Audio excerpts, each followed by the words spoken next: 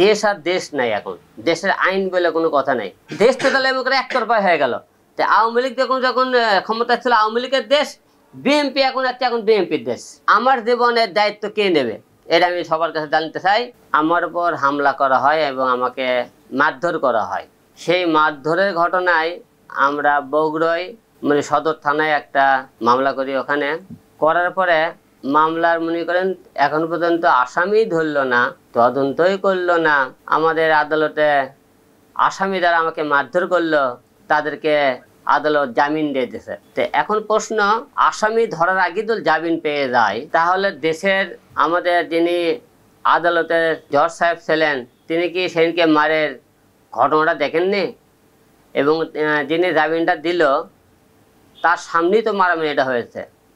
তারা তো জজের যখন রানিং অবস্থায় কোর্ট চলে সেই টাইমে মারামারি হয়েছে।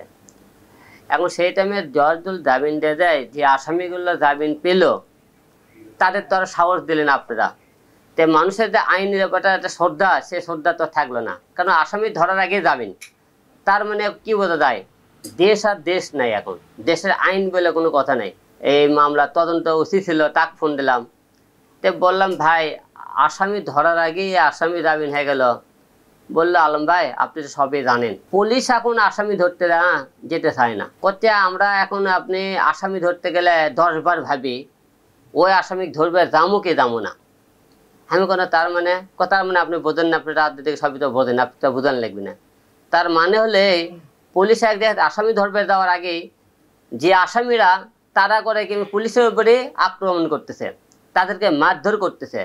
পুলিশ এখন আসামি ধরার আগে চিন্তা ভাবনা করে যে আমি আসামি ধরার আগে আমার নিজের জীবন সেফটি দিই।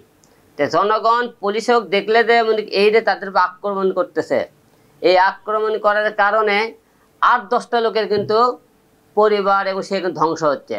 কারণ পুলিশ আসামি ধরতে চাইতেছে না, কোর্টের আদালতে যেখানে আইন নেমে যাবে সেখানে মারধর করতেছে, এবং যারা মারলো তাদের জামিনটা দিল।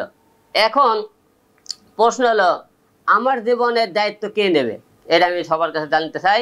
প্রিয় দেশবাসী এবং যারা আইনের মনে করেন লোকজন আছেন, তারা সবাইকে আমার জীবনের দায়িত্ব কে নেবে? যে আসামিদেরকে আপনারা ধরার আগে জামিন দিয়ে দিলেন, এই আসামিগুলো তো জামিন পেয়ে গেল, এখন তাদেরকে আপনি সাহস দিলেন, তারা সেদিনকে মনে করেন হাতে মার দিয়েছিল। এখন তো তাদের ভিতরে আক্রোশ হয়ে গেল যে হিরুল আহমেদের মামলা করলো, কিছুই করতে পারেনি। তারা তো এখন আমাকে এখন যে কোটা মেরে ফেলে দিতে পারে, কারণ আদালত তাদেরকে মনে করেন জামিন দিয়ে তাদের সাহস বেড়ে দিল।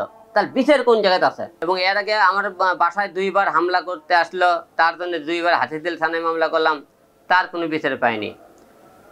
2018 আমাকে মারধর করলো, তার কোনো বিচার পাইলাম না। তাহলে আমার এত শত্রু, এত আমার উপর আক্রমণ কার জন্যে? এই জনগণের জন্যে। আমি আমার নিজের জন্য কিন্তু কিছুই করিনি।